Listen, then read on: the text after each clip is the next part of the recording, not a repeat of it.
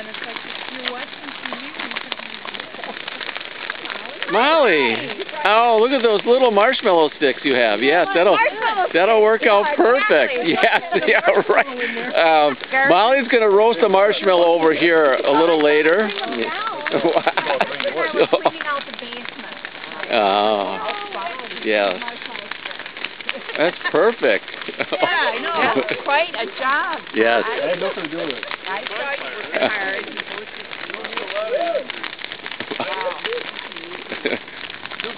Yeah, it does. It's perfect.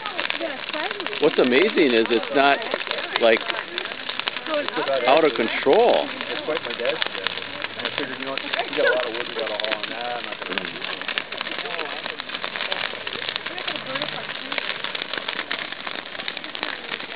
Wow.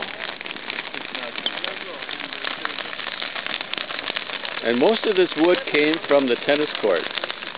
So we got to thank the tennis players for all their years of tennis.